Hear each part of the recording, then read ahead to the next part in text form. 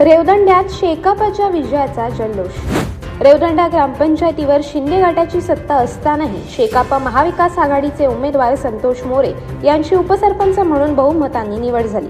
त्या निमित्ताने रेवदंड्यामध्ये शेकाप सरचिटणीस जयंत पाटील यांच्या प्रमुख उपस्थितीत ऐतिहासिक विजयाचा जल्लोष साजरा करण्यात आला।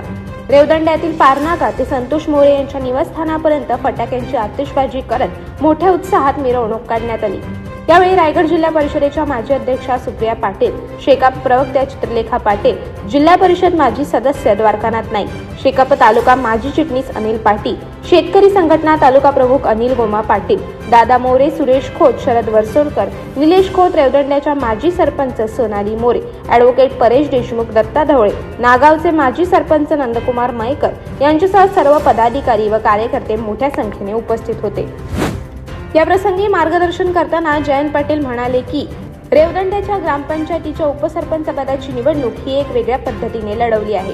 याचे सर्व श्रेय संतोष मोरे यांच्यासह रेवदंड्यातील शेकाप महाविकास आघाडीच्या कार्यकर्त्यांना जाते। त्यामुळे तालुक्यातील राजकारणाला कलाटणी देणारा हा विजय आहे, असे प्रतिपादन शेकाप सरचिटणीस जयंत पाटील यांनी केले।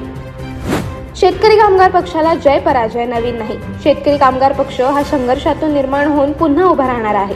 ज्यांनी गद्दारी केली त्यांना ठेचून काढायचे आहे। उपसरपंच पदाच्या निवडणुकीनंतर शेतकरी कामगार पक्षाला एक नवीन ऊर्जा मिळाली आहे। रेवदंड्यातील कायापालट हा शेतकरी कामगार पक्षाच्या माध्यमातून झाला आहे। ज्यांना स्वतःचे नाव वाचता येत नाही तो सरपंच आहे, हे रेवदंडकरांचे दुर्दैव आहे।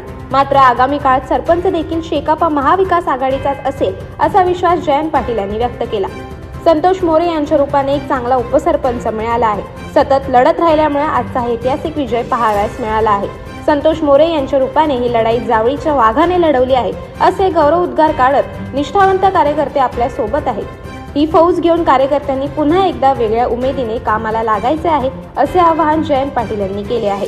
तालुक्यात शासकीय निधीची प्रचंड लयलूट सुरू आहे। हा प्रकार मोडीत काढण्यासाठी रेवदंड्याप्रमाणे निवडणूक लढल्यास तालुक्यामध्ये वेगळ्या पद्धतीने राजकीय वातावरणात बदल होईल, असा विश्वासही त्यांनी व्यक्त केला। अशाच अनेक घटना आणि बातम्या जाणून घेण्यासाठी सबस्क्राईब करा आमचे YouTube चॅनल केवी न्यूज आणि इन्स्टा पेज कृषीवल न्यूजला फॉलो करा।